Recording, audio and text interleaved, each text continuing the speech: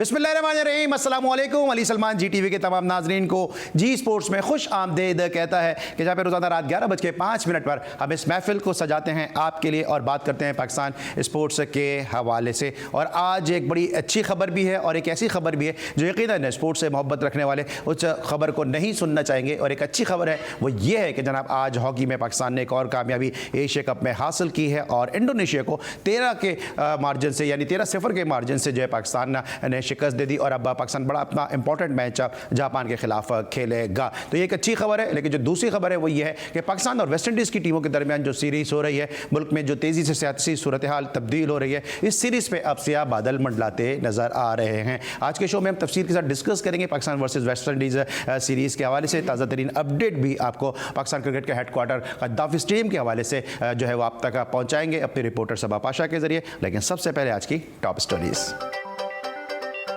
Asia cup hockey tournament में कौमी team ने गोलों की बरसात कर दी। इवेंट के दूसरे मैच में ग्रीन शर्ट्स ने मेजबान टीम को 0 के मुकाबले में 13 गोल से बासानी शिकस्त दे दी। पाकिस्तान वुमेन्स क्रिकेट टीम का श्रीलंका के खिलाफ T20 सीरीज में फातिहाना अंदाज। मेहमान टीम को पहले T20 मैच में 6 विकेटों से शिकस्त। रमीज राजा क्रिकेट करियर की वजह से बचे हैं। मेरी चॉइस हो तो इस वक्त नजम सेठी से बेहतर कोई चेयरमैन नहीं, राना मशहूद। तो जिस तरह नजम सेठी साहब ने PSL को खड़ा किया, जिस तरह क्रिकेट को फरोग दिया, तो अगर मेरी चॉइस हो तो नजम सेठी साहब से बेहतर बंदा कोई नहीं है जो क्रिकेट। कौमी क्रिकेटर्स का कंडीशनिंग कैंप एक रोज कबल खत्म। लॉन्ग मार्च के बाद दूसरा मरहला गैर मुअय्यना मुद्दत के लिए मुलतवी कर दिया गया। वेस्ट इंडीज के खिलाफ होम सीरीज के लिए कैंप में खिलाड़ियों ने बहुत मेहनत की। हमारा टारगेट और मकसद यही है कि कारकर्दगी में तसलसल को बरकरार रखें, बाबर आजम। टारगेट और एम हमारा यही है कि हमने एज अ टीम जिस तरह हमारा जो मोमेंटम चल रहा है उसको कंटिन्यू करना है। और इसमें शॉन मसूद इंग्लैंड की डर्बी शायर काउंटी के कप्तान मुकर्रर। जी नाज़रीन, आपने आज की टॉप स्टोरीज़ देखी और आज के शो में हमारे साथ जो मौजूद शख्सियात मौजूद हैं उनमें से जो शख्सियत मेरे साथ स्टूडियो में मौजूद हैं, क्रिकेट एडमिनिस्ट्रेशन के हवाले से एक बड़ा नाम और अपने डिपार्टमेंट को उन्होंने बड़े ज़बरदस्त तरीके से रन किया और क्रिकेट का सिनारियो एडमिनिस्ट्रेशन के हवाले से तब्दील कर दिया। State of the art ground इन्होंने दिया अपने इदारे के तवस्सुत से। और आज जब कराची में फ़र्स्ट क्लास क्रिकेट खेली जाती है तो सबसे पहले जिस ग्राउंड को तरजीह दी जाती है वो स्टेट बैंक ऑफ पाकिस्तान का ग्राउंड है। और ये ग्राउंड इन्हीं की कोशिशों काविशों का मरून मिन्नत है कि जहाँ पर ज़बरदस्त क्रिकेटिंग एनवायरनमेंट है, ज़बरदस्त फैसिलिटीज़ प्रोवाइड की जा रही हैं। मेरे साथ मौजूद है ज़हीर रसा साहब। Sir, thank you so much for your time, आपने शो के लिए वक्त निकाला। अस्सलाम वालेकुम। वालेकुम। ज़हीर साहब के साथ साथ हमारे साथ अमेरिका से बजरिया वीडियो लिंक मौजूद हैं पाकिस्तान के फॉर्मर फर्स्ट क्लास क्रिकेटर और इंतहाई बोल्ड और ब्लंट गुफ्तगू करने वाले साजिद खान साहब। अस्सलाम वालेकुम साजिद भाई।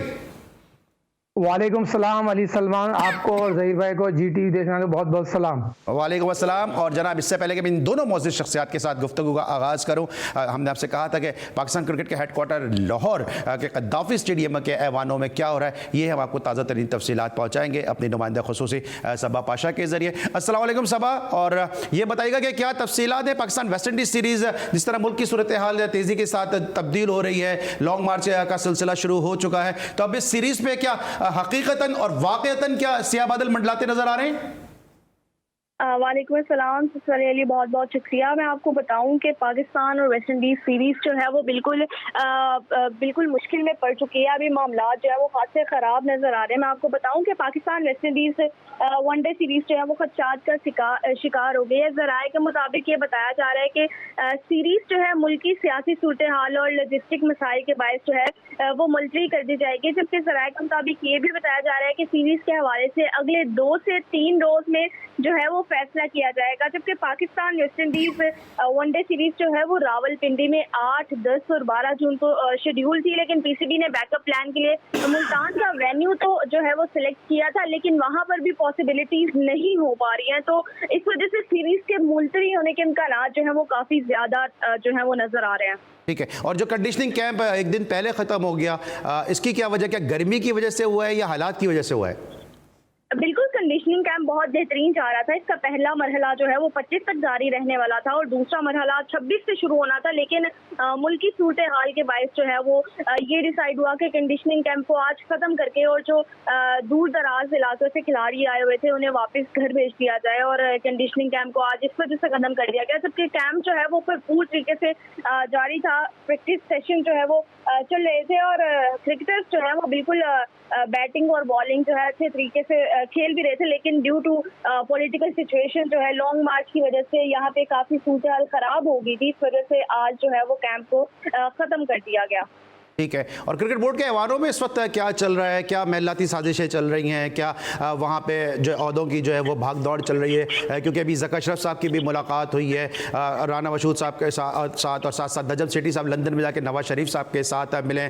रमीज़ राजा साहब का जो मुस्तकबिल है इसके हवाले से आपके पास से क्या तफसीलात हैं? क्योंकि रोज़ाना नित नए बयान आ रहे हैं। लॉन्ग मार्च यहाँ चल रहा है, लेकिन वहाँ पर जो है वो मई के महीने में ऐसा लग रहा है कुछ लोग मार्च करते नजर आएंगे।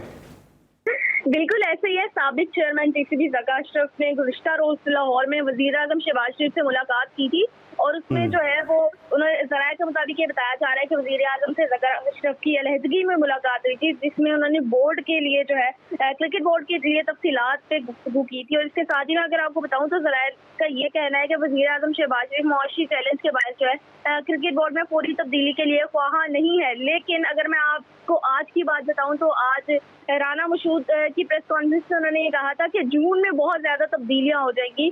कुछ वजूहात चल रही थी जिसके बायस जो है वो फौरन तब्दीली नहीं हो सकी, लेकिन जून तक रमीज राजा का टेन्योर जो है वो खत्म हो जाएगा। इससे पहले कि उन्हें हटाया जाए उन्हें खुद ही हट जाना चाहिए, राना मशहूद का ये कहना था। लेकिन देखते हैं कि अब क्या होता है, क्योंकि अच्छा सबा ये बताइएगा, ये तो राना मशहूद का कहना था। आप रोजाना क्रिकेट हेडक्वार्टर जाती हैं और वहाँ से यकीनन आपको अपडेट मिलती होगी। इस वाले से रमीज राजा साहब का क्या मौक़िफ़ है? क्या कोई अंदर ऐसी कोई बात चल रही है दरूने खाना कि वो खुद जानने में इंटरेस्ट रखते हैं? आपको लगता है कि नहीं, उन्होंने कहा कि मैं बैट कैरी ही करूँगा?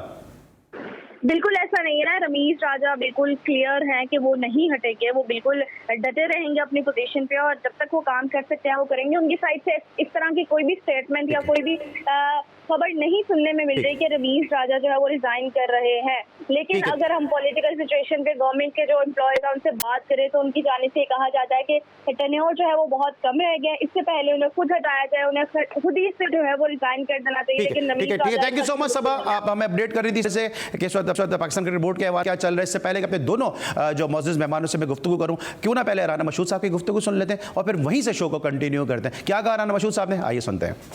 जो स्पोर्ट्समैन होता है ना, उसको स्पोर्ट्समैन स्पिरिट का मुजाहरा करना चाहिए। और रमीज राजा साहब एक स्पोर्ट्समैन रहे हुए हैं, जिनकी आशीर्वाद से वो आए थे, वो अब नहीं है, तो उनको खुद वॉलंटरीली चले जाना चाहिए बजाय इसके कि उनको निकाला जाए। तो अभी तक अगर हुकूमत खामोश है तो शायद उनका जो क्रिकेटिंग कैरियर रहा हुआ है और उनकी जो एक है, तो उस वजह से कोई एक्शन एज सच नहीं लिया जा रहा। और मैं ये समझता हूँ कि जो कुछ पिछले 4.25 साल में हुआ है पीसीबी के अंदर, उसका भी हिसाब होना चाहिए और उसके ऊपर अनकरीब हमारी गुफ्तगू जारी है। ये ना सिर्फ हिसाब होगा बल्कि जो जो कुछ नुकसान पहुंचाया गया पाकिस्तान क्रिकेट को, उसका भी इनको जवाब देना हो। नए चेयरमैनों के ऊपर तो मैं समझता हूँ अभी एज सच उस तरह वर्किंग तो जो है वो स्टार्ट हो चुकी हुई है। लेकिन अगर मुझसे पूछें तो जिस तरह नजम सेठी साहब ने पीएसएल को खड़ा किया, जिस तरह क्रिकेट को फरोग दिया, तो अगर मेरी चॉइस हो तो नजम सेठी साहब से बेहतर बंदा कोई नहीं है जो क्रिकेट को समझता भी है और जिन्होंने इस क्रिकेट को फरोग भी दिया।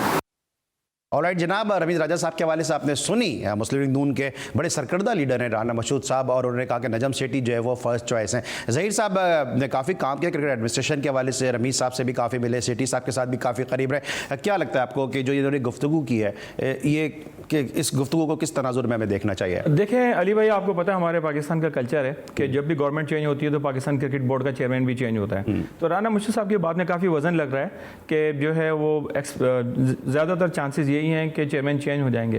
रही नजम सेठी साहब की बात, तो नजम सेठी साहब नो डाउट उन्होंने पीएसएल के लिए बड़ा काम किया और पीएसएल आज अगर यहाँ है तो उसकी बुनियाद उन्होंने ही रखी थी। ये तो वो अच्छे मतलब है कि एडमिनिस्ट्रेटर तो हैं ही, मगर है कि अब देखते हैं कि आगे गवर्नमेंट क्या डिसीजन करती है इसके ऊपर। ठीक है, साजिद खान साहब भी हमारे साथ इस वक्त वज़ारी वीडियो लिंक है। साजिद भाई ज़रा मुझे शॉर्टली और क्विकली बताइएगा कि रमीज राजा साहब आखिर क्यों नहीं छोड़ रहे, क्योंकि उनको भी तो इस बात का इदराक होगा, आपके साथ वो काफ़ी क्रिकेट खेले, आपके अगेंस्ट काफ़ी क्रिकेट खेले, कि इस बात का इदराक होगा उनको भी कि गवर्नमेंट चेंज होगी तो उनको भी जाना तो है, आज नहीं तो कल बारी तो उनकी आनी है।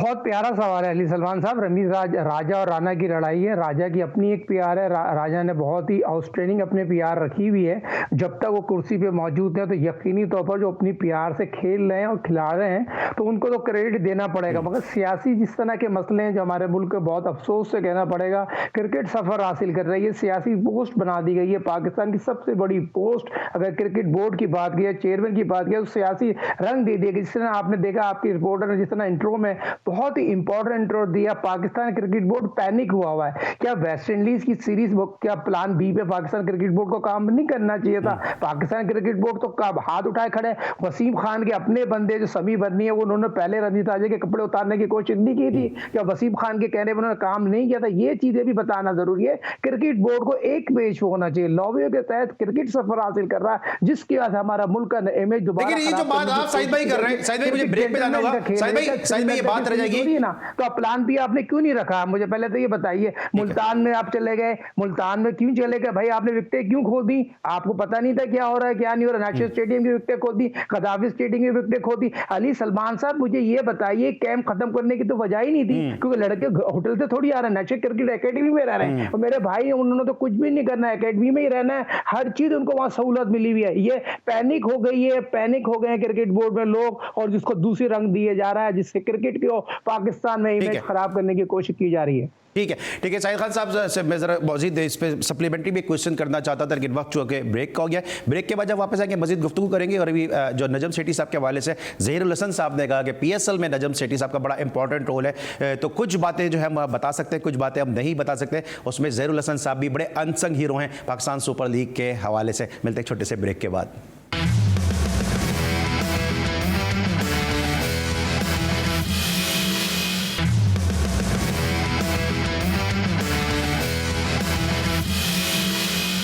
Welcome back after the break. और ब्रेक पर जाने से पहले हम बात करते हैं पाकिस्तान वेस्ट इंडीज़ सीरीज़ के हवाले से। लेकिन इस सीरीज़ के लिए जिन खिलाड़ियों का इंतखाब किया गया, एक नज़र ज़रा उस पर डालते हैं कि कौन कौन से खिलाड़ी जो हैं वो इस सीरीज़ का हिस्सा बनाए गए। और हैरान कौन तौर पर सरफराज भी ड्रॉप है, इसके अलावा उस्मान कादिर के को भी ड्रॉप कर दिया गया। शादाब एक दफ़ा फिर जो है वो वापस आ गए। आपके सामने इस वक्त स्क्रीन पर स्क्वाड है। सबसे पहले साजिद भाई से ज़रा आगाज़ करते हैं इस स्क्वाड को देखते हुए। क्या कहेंगे जनाब साजिद भाई? ये तो सरफराज को अब सेंट्रल कॉन्ट्रैक्ट के हवाले से भी जो खबरें आ रही हैं कि सरफराज का जो नाम है उसमें वो उनकी सही कैटेगरी के लिहाज से नहीं होगा, यहां से भी ड्रॉप कर दिया गया। शादाब खान एक दफा फिर आ गए और उनके लिए फिर उस्मान कादिर को जगह खाली करनी पड़ी। पहले जाहिद महमूद को जगह खाली करनी पड़ी थी, अब उस्मान कादिर को जो है वो स्केपगोट बनाया गया। देखिए अली सलमान, बहुत बड़ी खुला ज्यादती है। साबिक कप्तान world class player Sarfaraz Ahmed जो 120 ODI खेले हैं और ODI में रिजवान से बहुत बेहतर कारकर्दगी है। खुला मेरिट का कत्ल किया गया, डंके की चोट पे दोस्तियां निभाई गई हैं। एक लॉबी यकीनी तौर पर मैं कहूंगा उसको खुला रिजवान ने जिस तरह इफ्तिखार को सिलेक्ट किया है। आप मुझे बताइए कहाँ का इंसाफ है? पाकिस्तान कप में यासिर शाह की 22-24 विकेटें थी। आप मुझे कामरान गुलाम की आउटस्टैंडिंग कारकर्दगी थी, मीर हमजा की आउटस्टैंडिंग कारकर्दगी थी। साहिद भाई ये तो देखें आपके अपने ख्याल आते हैं ना कि ये लॉबी थी या वो लॉबी थी। बात ये कि आप उसको क्यों कह रहे हैं? आप उसको बोले जो इनको सिलेक्ट कर रहे हैं। मोहम्मद वसीम को क्या लॉबियां नजर नहीं आ रही हैं? लॉबीज तो हर दौर में चली है पाकिस्तान टीम में। तो उन्होंने अपनी डंके की चोट पे लॉबी को बनाया। शादाब यकीनी तौर पर अनफिट खिलाड़ी कैसे टीम में सिलेक्ट हो गया? आप मुझे बताइए। नवाज जो अनफिट हो गया टीम में कैसे आ गया? मुझे ये बताओ, कहाँ कोई चेक एंड बैलेंस है? डंके की चोट पे बाबर की लॉबी, रिजवान की लॉबी, शादाब की लॉबी, हसन की लॉबी, शहनशाह की लॉबी है भाई। लॉबी ने चीफ सिलेक्टर को बैकफुट पे कर दिया। आप बदलिए, तो चीफ सिलेक्टर तो बैकफुट पे ही है, वो फ्रंट फुट पे खेलेगा। पाकिस्तान का फ्यूचर कौन टीम है उसको फायदा ले रहे हैं, कप्तान बना दिया। इफ्तिखार जो पर्ची है रिजवान की, उसको आपने 6 ODI मैच खिलाए, उसकी कारकर्दगी क्या थी मुझे बताइए। अगर शान मसूद को मिलिट्री ऑर्डर में आप खिलाते हैं तो पाकिस्तान टीम बेहतर होगी। मगर बुनियादी तौर पर खुला पैनिक किया और सरफराज के साथ तो उन्होंने किया है। कोई शर्म कर ले, कोई हया कर ले। साबिक कप्तान वर्ल्ड क्लास प्लेयर, उसको इस तरह दूध में तवक्की निकाल दिया। आपके PCB के चेयरमैन साहब कह रहे हैं वो लड़का बहुत अच्छा, मैंने पाकिस्तान सुपर लीग में देखा है, विकेट कीपर बहुत आउटस्टैंडिंग है। तो भाई मुझे बताइए उसका क्या कसूर है? अगर वो पाकिस्तान नहीं, अगर अच्छा है साहिद भाई, मैं जरा ज़हीर भाई से भी पूछता हूं। मैं मानता हूं, मैं ज़हीर भाई, साहिद भाई जरा मेरी बात सुनिएगा। साहिद भाई जरा बात सुनिएगा, जुल्म ना करो खुदा के वास्ते भाई। ठीक है साहिद भाई मेरी बात सुनिएगा, ज़हीर भाई लड़का बहुत अच्छा है, हम मानते हैं बहुत अच्छा प्लेयर है हारिस, लेकिन इससे पहले रोहिल नज़ीर आपको परफॉर्म कर आया, पाकिस्तान अंडर 19 का कैप्टन रहा, फिर एक दो मैचेस की पाकिस्तान सुपर लीग की परफॉर्मेंस में आप किस तरह से किसी को जो है वो कैप दे सकते हैं? साथ साथ जो हारिस है वो तो जेन्युइन विकेट कीपर भी नहीं है, तो पार्ट टाइम विकेट कीपर है। फिर आपने सरफराज जैसे विकेट कीपर को हटा दिया, चलो आपने सरफराज से आपको नाराजगी है, ठीक है, कोई बहुत सारी वजूहात है, शायद वो बात वो करता है जो आप नहीं सुनना चाहते हैं, उस जबान में गुफ्तगू करता है जो शायद आपकी समझ में नहीं आती है, लेकिन यहाँ पे तो रोहिल नज़ीर आप पहले से तैयार शुदा प्रोडक्ट था, उसको क्यों बाहर किया? सिर्फ शकील शेख की वजह से बाहर कर दिया गया? देखें, रोहिल नज़ीर जो है बिल्कुल आप सही कह रहे हैं कि पाकिस्तान क्रिकेट के दरवाजे पे दस्तक दे रहे थे और अचानक जो है उनको फिर बाहर कर दिया गया, ये बहुत ज्यादती हुई है। और रोहिल नज़ीर बहुत अच्छे बैट्समैन भी हैं, साथ साथ विकेट कीपर भी है, और एक वक्त में ये कहा जा रहा था कि किसी वक्त भी रोहिल नज़ीर को जो है मौका मिलेगा, और देखा कि एकदम से उसे पिक्चर से बिल्कुल हटा दिया गया। रही अभी रिजवान की और सरफराज वाली बात, तो देखें कि इस सीरीज के अंदर जो है मेरा ख्याल है कि रिजवान को रेस्ट देके सरफराज को खिलाना चाहिए था, उसके साथ सेकंड विकेट कीपर फिर ठीक है जिसे भी वो चांस देते, ताकि जो है कम से कम ये होता कि सरफराज एक पाकिस्तान टीम के कैप्टन के साथ साथ देखें चैंपियंस ट्रॉफी हम विन करके आए हैं और पाकिस्तान बड़ा क्रेडिट है उनके खाते के अंदर। तो मैं समझ रहा हूं कि ये एक ऐसा मौका था कि हमारी वेस्ट इंडीज़ की होम सीरीज़ भी है, और मैं समझ रहा हूं कि हमें इस सीरीज़ पे मुझे नहीं है इतनी टेंशन कि हम अल्लाह ना करे कि हम कोई हार जाएंगे, टीम बहुत अच्छी बनाई हुई है तो हमें चांस देना चाहिए था। ठीक है, चांस देना चाहिए था। अच्छा, मैं ब्रेक पर से पहले कहा कि आप अनसंग हीरो भी हैं पाकिस्तान सुपर लीग, मुझे क्विकली बता दीजिएगा कि क्या क्या कंट्रीब्यूशन है आपका? जब फर्स्ट टाइम सुपर लीग हुई थी तो मुझे याद है कि उस ज़माने में शायद वकार यूनुस और जो फॉरनर कोच थे उनकी एनओसी नहीं थी, तो उनको डॉलर में सैलरी दी जाती थी, तो वो जो है स्टेट बैंक ने रोक दी थी। उसके बाद पीएसएल के लिए इन्हें एनओसी चाहिए थी डॉलर ले जाने के लिए, तो फिर मेरे साथ जो है सीएफओ जो बदर साहब थे उन्होंने मुझसे कॉन्टेक्ट किया था कि यार हमारा केस वहाँ पर है और प्लीज़ थोड़ा सा हमारी हेल्प कर दें कि जल्द से जल्द हमारी हो जाए। तो मुझे याद है कि पीएसएल से 3 दिन पहले एनओसी जो है आपने बड़ी एफर्ट्स की थी, मैंने अपने मैनेजमेंट से बात करके सोचा कि आज ज़हीर भाई से जरा पूछ ही लो, मौके का फायदा उठाते हैं। इन्होंने तो सैलरी दिला दी है कोच को, लेकिन वहां तो कोच से पूछा ही नहीं जा रहा। जो सिलेक्टर भी है, रीजन के कोच भी है, बलूचिस्तान जैसे बड़े सूबे के कोच हैं, अब्दुल वाहिद बंगलजई जैसा प्लेयर फैसल इकबाल देता नजर आ रहा है, अब्दुल हसीब जैसा प्लेयर देता हुआ नजर आ रहा है। बलूचिस्तान की टीम जो है वो वनडे का पाकिस्तान कप का टाइटल जीत रही है, लेकिन कोच को इज्जत नहीं दी जा रही है पाकिस्तान क्रिकेट बोर्ड में। देखिए, बहुत बड़ी ज्यादती की। जावेद मीरात के बहन के बेटे हैं फैसल इकबाल, उनकी सैलरी रोज दिख रही है, जो पाकिस्तान वेस्ट इंडीज के दौरान जो टीम रॉस की उनसे पूछा नहीं गया, उनको दूध में मक्खी की तरह निकाल के बाहर फेंक दिया। मेरे ही अपना पाकिस्तान क्रिकेट बोर्ड के मौजूदा चेयरमैन से जब उनकी 1-to-1 मीटिंग हुई, उन्होंने क्या डिसाइड किया, क्या डिसाइड नहीं किया, क्या हारिस सोहेल की जो उन्होंने हारिस सोहेल ने जो उनके साथ बदतमीजी की, पाकिस्तान क्रिकेट में बहुत अच्छा फैसला किया। हारिस सोहेल को जो सजा दी, यकीनी तौर पर जो खिलाड़ी अपनी कोच की रिस्पेक्ट नहीं करे, खिलाड़ी के माहौल खराब करे, उसको इस तरह क्रिकेट बोर्ड को क्रेडिट देना पड़ेगा। मगर फैसल इकबाल का कसूर ये है, जावेद मीरात के बहन के बेटे हैं और पाकिस्तान के टॉप लेवल के कोच है, जिसने बलोचिस्तान टीम इमरान भट्ट की बात करूं, बहुत से खिलाड़ी यासिर शाह ने 24 विकेट हासिल की, फैसल इकबाल ने बहुत एक्स्ट्राऑर्डिनरी काम किया फॉर बलोचिस्तान क्रिकेट के लिए। मगर सिर्फ यही अच्छा साहिद भाई, कुछ लोग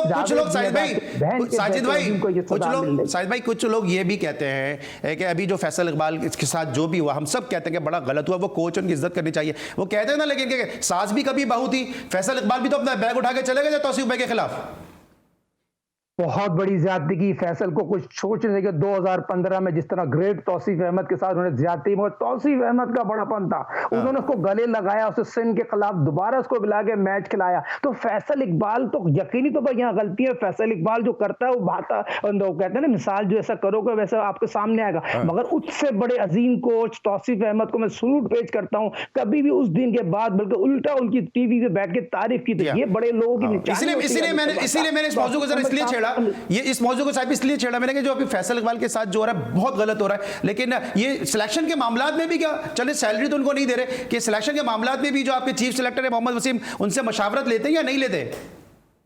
वाली बात, ये टीम अनाउंस हुई है, इसमें बाबर का बड़ा इनपुट है, वसीम को नजरअंदाज कर दिया गया है, प्लेयर लॉबी स्ट्रांग है, प्लेयर लॉबी ने टीम अनाउंस की है, हेड कोच शगने मुश्ताक के साथ मिलकर मोहम्मद वसीम को साइड पे कर दिया है। आपके सामने ऑन रिकॉर्ड ये मौजूद हेड कोच चीफ सिलेक्टर साहब ने कह दिया था जितने भी क्वांटिटी प्लेयर खेल रहे हैं उनको मैं इनवाइट नहीं करूंगा। मगर पाकिस्तान के प्लेयर लॉबी इतनी स्ट्रांग है, सारे के सारे आगे, कौन छोड़ता है ओडीआई मैच, कौन छोड़ता है 2020, और इतनी आसान सीरीज वेस्ट इंडीज के खिलाफ अपने नौजवान खिलाड़ियों को नहीं खिलाएंगे, यासिर शाह को नहीं खिलाएंगे, मुझे कामरन को नहीं खिलाएंगे, मीर हमजा को नहीं खिलाएंगे, तो मेरे भाई मुझे बताओ किसको खिलाएंगे? आपका प्लान बैकअप क्या है? आप शान मसूद जो दुनिया के क्रिकेट का बेहतरीन कप्तान, हमने कहा था टेस्ट क्वालिटी का कप्तान है, कि उस लॉबी का हिस्सा नहीं है, इसलिए उसको अपने दूध में मक्खी की तरह निकाल दिया। लेकिन अच्छा चलिए, लॉबी की आपने लॉबी की बात कर रहे हैं, जरा मैं ज़हीर भाई से भी पूछता हूं, पाकिस्तान साहिद भाई बेहतर होगी। आपने इंडिया में जाके ओडीआई वर्ल्ड कप खेलना, सरफराज जैसा क्वालिटी प्लेयर, आखिरी 6 ओडीआई आप देखें, पाकिस्तान के 6 ओडीआई जो मैच खेले गए, सरफराज की कारकर्दगी बहुत बेहतर है। मगर जरा मैं ज़हीर भाई से भी पूछता हूं, जरा क्योंकि इसके डिपार्टमेंट से भी खेले शादाब साहब, आपको मेरी आवाज आ रही है? जैसा करोगे उनके सामने आएगा। ठीक है ज़हीर भाई, जो ये शादाब आपके स्टेट बैंक से भी खेले, तो ये जो शादाब की बार बार वापस चले जाते हैं, फिर आ जाते हैं, फिर एज ए बैट्समैन कभी अपने आप को प्रूव कर रहे होते हैं, फिर कहते हैं मैं बॉलिंग पे काम कर रहा हूं, तो अभी शादाब की जो वापसी हुई, उस्मान कादिर को जगह खाली करनी पड़ गई, और इससे पहले आपको आप ही के स्टेट बैंक के जाहिद महमूद को जगह छोड़नी पड़ी थी। देखें अली भाई, बात पता है कि अभी वही बात हो रही है कि जहाँ दोस्ती यारी देखी जाएगी वहाँ फिर नुकसानात होते हैं, और मैं समझता हूँ कि हमें मेरिट पे देखना चाहिए था। अगर शादाब की जगह नहीं बनती थी तो फिर उस्मान कादर को कंटिन्यू करना चाहिए था, अगर उसकी परफॉर्मेंस बेहतर थी तो क्योंकि हमारे यहाँ मसला ये है कि नाम के ऊपर टीम बनाई जाती है कि अगर उसका नाम है तो बस, अगर उसकी परफॉर्मेंस नहीं है मगर नाम के ऊपर और दोस्ती यारी के ऊपर अगर टीम जो है कंसिडर किया जाता है, जो कि बहुत ही नुकसानदेह पाकिस्तान के लिए जो होता है। ये सही है। अभी मैं तौसीफ भाई की बात करता, शायद मैनेजर थे उस वक्त? मैं मैनेजर था जिसमें फैसल इकबाल को 5 मैचेस की जो है पाबंदी लगी थी। ठीक है, क्योंकि आज ज़हीर भाई जब बैठते हैं तो बहुत सारी बातें फिर वो याद आना शुरू जाती है, जिस तरह मैंने पहले भी कहा कि बड़ा एक इनका डाइवर्सिफाइड कैरियर है, बड़ा एक समझ जाता है इनका जो कैरियर है, तो बहुत सारी चीज़ें जो नथी हो जाती हैं ज़हीर भाई की गुफ्तगू के साथ। ज़हीर भाई, ये जो आपने लॉबी की बात की, क्या आप क्रिकेट एडमिनिस्ट्रेशन में रहे हैं, अभी भी आप देख रहे हैं जैसे पाकिस्तान श्रीलंका वीमेन सीरीज़ हो रही है, इस पर मैं ज़रूर आपसे बात करूँगा, क्या आपको लगता है कि लॉबी वहाँ भी चल रही है? फिर मैं साहिद भाई से भी ज़रा पूछता हूँ कि जो वीमेंस टीम में भी लॉबी चल रही है, क्रिकेट खिलाने में भी लॉबी चल रही है, क्रिकेट में और दीगर मामला पे भी लॉबी चल रही है? देखिए, वुमेन्स क्रिकेट का जो है मुझे बड़ा एक्सपीरियंस है, ठीक है। हमने स्टेट बैंक की वुमेन्स क्रिकेट टीम बनाई, तो उसके बाद मुझे अंदाज़ा हुआ। नहीं, मैं वुमेन्स की बात नहीं कर रहा हूँ, मैं अब उस पर मैं आपसे बात करूँगा, मैं बात कर रहा हूँ जो लॉबी पे बात है कि हर दूसरे शोबों में भी लॉबीज नज़र आ रही हैं। बिल्कुल, लॉबी बहुत ज़्यादा है वहाँ पर वुमेंस क्रिकेट की। अगर आप वुमेंस क्रिकेट का सवाल पूछें तो मैं उसकी बता रहा हूँ कि वुमेंस क्रिकेट के अंदर तो बहुत ज़्यादा लॉबी है। अभी आपको मिसाल दे रहा हूँ, हम ठीक है श्रीलंका से आज मैच जीत गए, श्रीलंका और हमारी टीम बराबर की है। हम इंडिया, इंग्लैंड, न्यूजीलैंड और वेस्ट इंडीज़, इंडिया से, इनसे हम मैच नहीं जीतते। उसकी वजह सिर्फ ये होती है कि जो अच्छे प्लेयर्स हैं हम उनको चांस मौका नहीं देते हैं। आप देखें कि T20 की स्पेशलिस्ट जो है वो आलिया रियाज है। आलिया रियाज 2 साल से रन्स कर रही है। आप देखें कि आज भी उसको 8वें नंबर पे, 7वें 8वें नंबर पे रखा था, उससे पहले एक जूनियर प्लेयर को ऊपर भेज दिया। खेलकर भी आई है, वहां भी हुई खेलकर आई है। इसके अलावा जिम्बाब्वे के अंदर वर्ल्ड कप आपको क्वालिफाई आलिया रियाज ने करवाया। ये इस वजह से होता है क्योंकि वो कप्तानी के दौड़ के अंदर है, क्योंकि बिस्मा जो है वो T20 की कप्तान मेरे ख्याल है प्लेयर नहीं है इतनी जितना उसे मौका दिया जाता है। आलिया रियाज क्योंकि T20 स्पेशलिस्ट है और वो एज ए ऑलराउंडर है, ना उससे बॉलिंग कराई जाती है ना उसे बैटिंग कराई जाती है।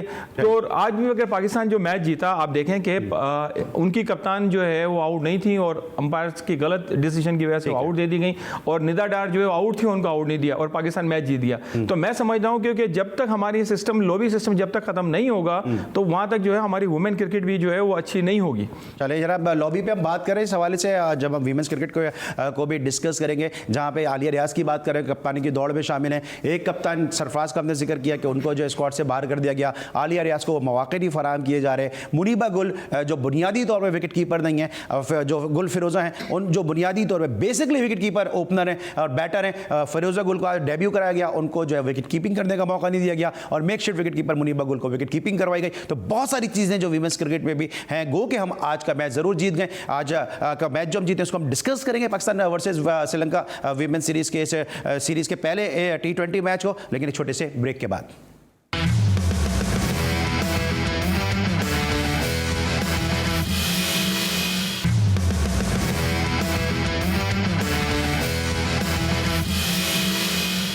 Welcome back after the break, और अब हम बात करेंगे Pakistan versus Sri Lanka women series के हवाले से कि जब 3 T20 इंटरनेशनल मैचेस पर मुश्तमिल सीरीज का पहला T20 मैच पाकिस्तान वीमेन ने बड़ी आसानी के साथ और कामयाबी उसमें हासिल की, और 2 प्लेयर्स को यहाँ पे आज डेब्यू कराया गया, गुल फिरोजा के जिनका मुल्तान से ताल्लुक है, और तूबा हसन के जिन्होंने बड़ा ज़बरदस्त ड्रीम डेब्यू किया और सिर्फ 8 रन के एवज उन्होंने 3 विकेटें हासिल की और प्लेयर ऑफ द मैच की जो है उनको अवार्ड भी दिया गया। इस मैच में क्या रहा, आइए एक नज़र डालते हैं इस मैच की समरी पर। आपके सामने इस वक्त ये स्क्रीन पर समरी है कि जहाँ पर पाकिस्तान के खिलाफ श्रीलंकन विमेन ने महज 106 रन स्कोर किया 8 विकेटों के नुकसान पे।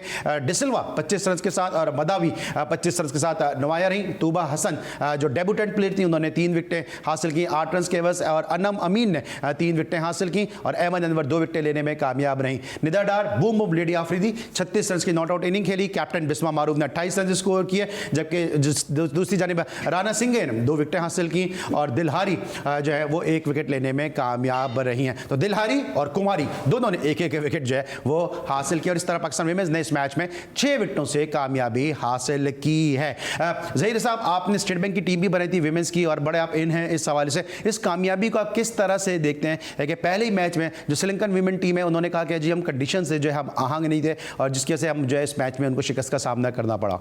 देखें अली भाई, ये पाकिस्तान को जो है श्रीलंका के खिलाफ तो वैसे मुझे लग रहा है तीनों ही मैच पाकिस्तान जीत जाएगा क्योंकि दोनों टीमें बराबर हैं, ठीक है ना, और पाकिस्तान को जीतना भी चाहिए।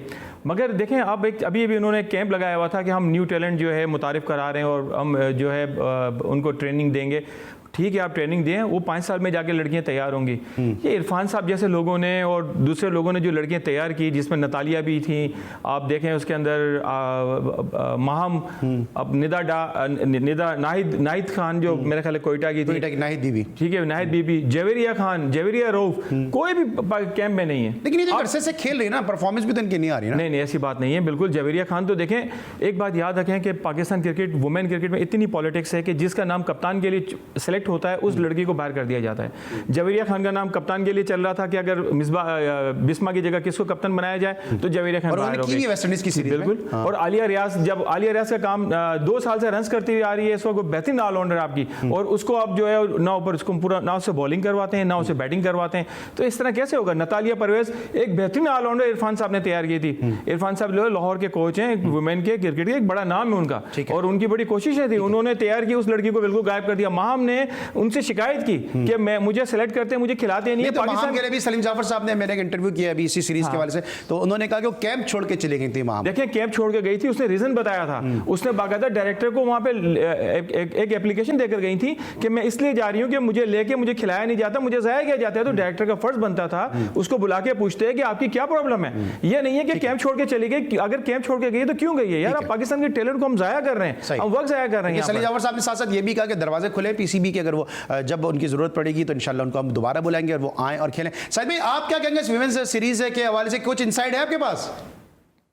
बहुत आउटस्टैंडिंग सलीम जाफर का आना पाकिस्तान वुमेन्स क्रिकेट का बहुत बेहतरीन साइन है। तूबा जो राइट आर्म लेग स्पिनर है, सलीम जाफर ने जिस तरह इस पाकिस्तान क्रिकेट टीम की गुरुबंदी को तोड़ा है। ज़हीर जिस तरह बात कर रहे हैं, यकीनी तौर पर 2004 में पाकिस्तान वुमेन्स क्रिकेट आई है, 2022 हो गया। जवेरिया के बाद की 4 ODI सेंचुरी में आउटस्टैंडिंग क्रिकेटर थी, मगर आज के नए दौर में पाकिस्तान क्रिकेटरों ने एक बड़ा स्टेप लिया। सलीम जाफर को जिस तरह लेके आए और फॉरेनर कोच जिस तरह पाकिस्तान वुमेन्स में यह हो सकता है पाकिस्तान वुमेन्स बेहतर रहा। सलीम जाफर को फ्री एंड जितना तूबा पर उन्होंने कॉन्फिडेंस किया, राइट आर्म ब्लैक से वर्ल्ड क्लास स्पिनर बनने के इसमें तमाम सलाहियत है। निहायत ही उम्दा गर्मी, इतनी गर्मी थी डिफेंस स्टेडियम में, तो मैं समझ उसके बावजूद पाकिस्तान वुमेन्स की शानदार कारकर्दगी दिखाई। ऑल क्रेडिट पाकिस्तान वुमेन्स को जाता, मगर सलीम जाफर को जब से मैं क्रेडिट दूंगा पाकिस्तान वुमेन्स टीम को। क्या लॉबी है पाकिस्तान वुमेन्स टीम में? बहुत ही आउटस्टैंडिंग है, मगर बदकिस्मत ही थे उनको पाकिस्तान क्रिकेट टीम का जूनियर चीफ सिलेक्टर बना देते हैं। देखिए जिसकी जो जिम्मेदारी है, जो क्रिकेट सवाल ये है मेरा कि क्या लॉबी है दे देनी पाकिस्तान वुमेन्स टीम में? आ गया जो क्रिकेटर है, जो कोच है, कोचिंग की जिम्मेदारी करें, ना है लोगों को ना रखें। दागदार कोचेस क्रिकेट बोर्ड में मौजूद हैं जिन्होंने मुल्क को बेचा, पाकिस्तान के कोचिंग के फ्राइज सिलेक्टर के फ्राइज अंजाम दे रहे हैं। जो कोचेस अच्छे उनको लगाएं। तौसीफ अहमद साहब को मैनेजर लेके आए। देखें जरूरी छोड़िए, अगर आप तौसीफ अहमद साहब कोच नहीं है तो मैनेजर तो हो सकते हैं, क्रिकेट को बता तो सकते हैं, खिला तो सकते हैं। क्या हो रहा है मुझे ये बताइए। सबसे पहले पाकिस्तान क्रिकेट बोर्ड में ईमानदार लोगों को लाना चाहिए मेरे भाई। ठीक है, ऑलराइट। अब मैं बात करता आपसे सवाल पूछा था, लेकिन आपने उस वक्त सुना नहीं। मैं पूछना चाहता कि लॉबी है पाकिस्तान टीम में नहीं, लेकिन लॉबी के हवाले से बिस्मा मारूफ ने जब एक जर्नलिस्ट ने क्वेश्चन किया तो उनका क्या कहना था, आइए जरा वो सुनते हैं। इख्तलाफात वाली बात तो कोई ऐसी नहीं है, लेकिन बाकी सिलेक्शन से डेफिनेटली वो आपको सिलेक्टर बेहतर जवाब दे सकती हैं इसका। फॉर मी यंगस्टर्स मेरे पास हैं और कोशिश करूँगी उनको अच्छी तरीके से डेवलप करूँ और उनको इंटरनेशनल के लिए परफॉर्मर जो है वो बनाया जाए। जी, इख्तलाफात की बात आपने सुनी, इख्तलाफात, लॉबी, ये सब जो है ना सिर्फ पाकिस्तान मेंस क्रिकेट में भी बातें सामने आ रही हैं। साजिद भाई ने जिस तरह कहा कि एक मखसूस ग्रुप है कि जो टीम को सेलेक्ट करता है और अपने मनपसंद खिलाड़ी को खिलाता है। लॉबी है, आपने जिस तरह भी आप भी कह रहे हैं। और मुझे जहाँ तक अभी ये लॉबी की जब बात हो रही थी, मुझे याद आया कि जब एक ज़माने में वीमेंस की जब सिलेक्शन कमेटी की बात हो रही थी तो आपका भी शायद उसमें नाम चला था। हाँ, जिस वक्त ये असमाविया वगैरह का जब बनाया था तो उस वक्त मुझसे कांटेक्ट किया गया था कि हम आपको कंसीडर कर रहे हैं सिलेक्शन कमेटी के लिए, मगर फिर उसके बाद जो है वो कुछ मुझे नहीं पता लगा फिर क्या हुआ। मगर मैं आपको ये बताऊं कि देखें, बात लॉबी की, सलीम जाफ़र नो डाउट बहुत अच्छे शरीफ इंसान है और बहुत अच्छे कोच हैं, मगर अभी सलीम भाई को ये समझने में टाइम लगेगा इन वुमेंस क्रिकेट की पॉलिटिक्स को। इनकी पॉलिटिक्स को अब कितने कोच चले गए आप देखें, इन्होंने बहुत सारे कोचेज ऐसे थे जो बासित अली जैसे कोच भी वो भी चले गए, ठीक है। मगर अब अगर पॉलिटिक्स को सलीम भाई समझते हैं तो सलीम भाई को चाहिए कि आलिया रियाज ना बॉलिंग उसको दे रहे हैं, 8वें नंबर पे बैटिंग कर रहे हैं, तो नतालिया परवेज का नाम कैंप में नहीं है। ज़हीर भाई डेविड हेम्प है ना हेड कोच, तो वो तो बॉलिंग कंसल्टेंट है, तो बॉलिंग के मामलात में बोल सकते हैं। देखिए, बॉलिंग के मामलात में बोल सकते हैं, सलीम भाई एक सीनियर कोच है माशाल्लाह, और सलीम भाई की बड़ी रिस्पेक्ट है। और मैं समझता हूँ कि जो फॉरनर जो कोच हैं वो सलीम भाई से मशवरा करके आगे चलते होंगे। तो मेरा ख्याल है कि जो है वो सलीम भाई अगर ये देख रहे हैं तो उन्हें थोड़ा सा मेरे ख्याल में डिस्कस करना चाहिए कि क्यों नहीं, अगर वो जो टीम में जो प्लेयर्स जिनके मैं नाम ले रहा हूँ या उनको पाकिस्तान ने बनाया है इतने सालों में, क्यों नहीं है पाकिस्तान टीम के अंदर ओपन ट्रायल ले रहे हैं। ओपन देखें ना, ओपन ट्रायल आप उनको कैंप में भी नहीं बुला, जवेरिया को तो आपने कैंप में भी नहीं बुलाया, और जवेरिया का एक नाम मैं कहता हूँ बहुत बड़ी प्लेयर है वो। और दूसरी बात यह है कि बिस्मा तो T20 की कप्तान ही नहीं है, T20 की प्लेयर ही नहीं है, तो आप उसको कप्तान बना दिए। यहाँ तो कप्तान या तो आप जवेरिया को बनाए या आलिया रियाज को बनाए। कप्तान की बात, यही सवाल मैंने सलीम जाफर साहब से किया और उन्होंने कहा, एक मैंने उनसे जब पूछा कि आपके वाइस कप्तान के ग्रूम करेंगे तो उन्होंने कहा एक तजवीज़ ये भी चल रही है कि हमारे फॉर्मेट की जो वाइस कैप्टन है वो अलग जो बनाए ताकि ज़्यादा प्लेयर जो है वो ग्रूम हो सकें। जी ज़हीर भाई, देखें और ठीक है उनकी अपनी प्लानिंग होगी, मगर है कि अब पहले बात तो ये है ना कि आपको खुद लग जाता है पता कि यार कौन T20 का कौन वनडे का। आज अगर पाकिस्तान जो मैच जीता है तो अनम अमीन ने जो है शुरू में आते ही जो 2 खिलाड़ियों को आउट कर दिया, जिसके बाद उनकी टीम बैठ गई। फिर उनकी जो कप्तान आउट नहीं थी, जिसको मतलब है कि चलिए तो आउट था, उसको नॉट आउट दे दिया, नॉट आउट को आउट दे दिया। अब जरा हम बात करें पाकिस्तान वीमेंस के हवाले से, लेकिन जो कैंप जब अपने अख्तिताम को पहुंचा है तो पाकिस्तान वेस्ट इंडीज सीरीज़ के हवाले से बाबर आजम ने गुफ्तगू भी की है। उन्होंने क्या कहा, आइए सुनते हैं। वेस्ट इंडीज सीरीज़ से 3 मैचेस हैं और इजी नहीं है, कंडीशंस आपको पता है कि गर्मी काफ़ी है, इसीलिए ये कैंप लगा हुआ है और लड़के काफ़ी मेहनत कर रहे हैं और हार्ड वर्क कर रहे हैं। बिल्कुल उसके बाद फिर हमारा श्रीलंका सीरीज़ है और फिर हमारे वनडेज़ हैं, फिर वर्ल्ड कप है, फिर इंग्लैंड के साथ, इंग्लैंड से पहले T20 है, फिर वर्ल्ड कप है और फिर न्यूजीलैंड। काफ़ी लंबा सीज़न है और टारगेट और एम हमारा यही है कि हमने as a team, as a कप्तान हमारा ये कि हम जिस हमारा जो मोमेंटम चल रहा है उसको कंटिन्यू करना है और इसमें मज़ीद इम्प्रूवमेंट लानी है और जो हमारे जो चल रहा है जो फॉर्म में उसको कंटिन्यू रखनी है as a team, as a player. और एज अ पर्सनल गोल्स मेरा यही होता है कि जो परफॉर्मेंस दी जाए वो टीम के लिए बेस्ट हो, उससे पाकिस्तान का नाम रोशन हो।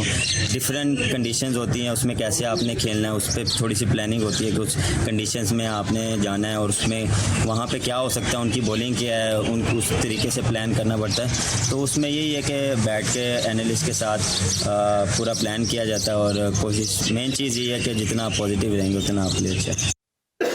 जी व्यूअर्स, आपने सुनी बाबर आजम की गुफ्तगू और ये वो गुफ्तगू है जो हर कैंप के बाद की जाती है और हर सीरीज़ के बाद जुमले चेंज हो जाते हैं और कहा यह जाता है कि हम अपनी गलतियों से इस सीरीज़ में शिकस्त के बाद सीखने की कोशिश कर रहे हैं। साहिद खान साहब, अब अगली दफ़ा भी ऐसा ही होता नजर आएगा?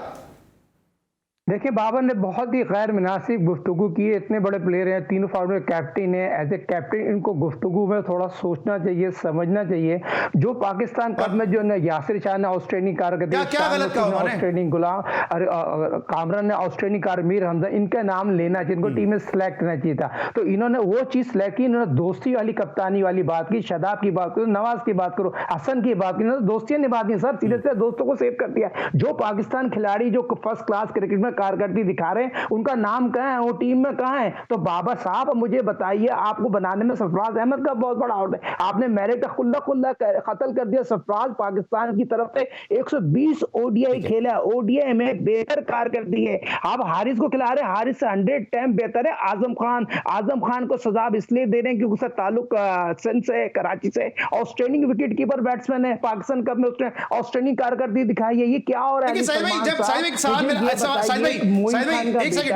उसने पाकिस्तान सुपर लीग में ऑस्ट्रेलिया छक्के लगाए, दुनिया के तमाम लीग खेल रहे, अमेरिका से उसको वापस बुला लिया गया है कि पाकिस्तान का दूसरा कैम है, उसका नाम है। मुझे बताओ ये क्या हो रहा है क्रिकेट में? ठीक है साजिद भाई, ये बात मैं आपकी इससे मुत्तफिक मैं होता हूं कि ठीक है कि आजम खान का इसलिए ज्यादती हो रही है कि ठीक है जी वो शायद मोइन खान के बेटे हैं या उनके वेट के लिहाज से उनसे ज्यादती है, लेकिन ये कहना कि ये चूंकि इस सूबे का है इसलिए उसको बाहर कर रहे हैं, वो उस सूबे का है तो इसलिए जो है वो उसको टीम में ले रहे हैं, मेरे ख्याल में ये थोड़ा सा एक हार्श स्टेटमेंट है। इससे मैं आपके बारे में आपकी अपनी राय, मैं इससे इसलिए मुत्तफिक नहीं हूं कि जिसको खिलाना है वो किसी भी सूबे का है, कोई भी जबान बोलता हो, उसको खिलाना है तो खिलाना है। सरफराज के वाले से क्या कहेंगे? अब उनके ऊपर तो जिस तरह भी साजिद भाई भी बात कर रहे हैं कि उनको, और हम सबको पता है कि टीम का हिस्सा नहीं है, लेकिन अब सुना कि सेंट्रल कॉन्ट्रैक्ट में भी जो है उनकी तनज़्ज़ुली हो रही है, और कुछ लोग तब ये भी कहते हैं कि उनको सेंट्रल कॉन्ट्रैक्ट लेना ही नहीं चाहिए।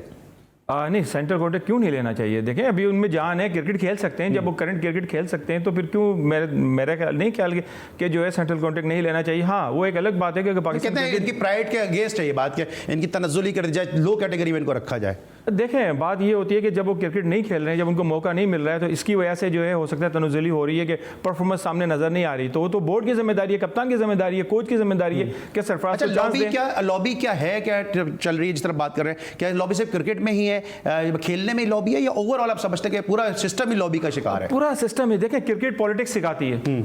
आपको मैं ये सच बता रहा हूं क्योंकि मैंने टीम चलाई है, मुझे अंदाजा है कि पॉलिटिक्स जो है क्रिकेट के अंदर हर सतह पर है और लॉबिंग ग्रुपिंग हर जगह पर है, मगर जहां नियत अगर आपकी सही होगी तो अल्लाह ताला आपको साथ देगा और आपको सपोर्ट करेगा। आप अगर अपने मुल्क के लिए सोच कर खेलेंगे, अगर आप दोस्ती यारी निभाएंगे तो फिर हो सकता है कहीं ना कहीं आप पकड़े जाएंगे। साहिब भाई, और जगह भी क्या दोस्ती यारी निभाई जा रही है क्या?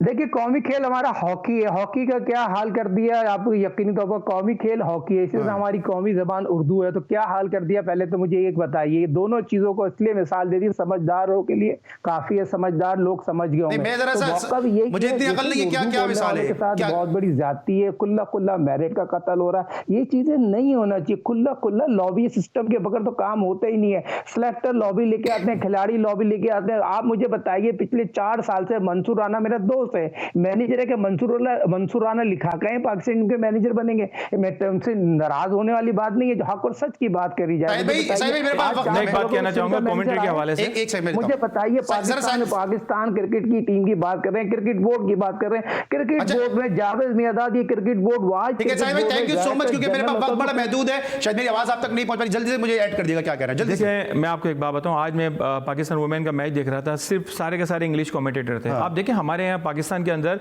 गांव-गांव में क्रिकेट देखी जाती है और इंग्लिश को लोग इतना नहीं समझते जितना उर्दू को समझते हैं। आप हिंदी चैनल आप देखें इंडिया के, हिंदी के अंदर जो है वहाँ पे कमेंट्री होती है और लोग उसे बड़े शौक से देख रहे होते हैं, लोग उसे बड़े तवज्जो से देखते हैं। तो इनको चाहिए था कि वुमेन क्रिकेट जो हो रही है उसके अंदर उर्दू कमेंटेटर्स को भी मौका देते। ठीक है, thank you so much Sahid Khan साहब, thank you so much Zaheer भाई, आप हमारे साथ मौजूद थे। आज की हमारी कोशिश काफ़ी उम्मीद है आपको पसंद आएगी। इंशाल्लाह कल एक दफ़ा फिर आपसे मुलाकात होगी। अली सलमान को पूरी प्रोडक्शन टीम के साथ इजाज़त दीजिए, अल्लाह हाफ़िज़।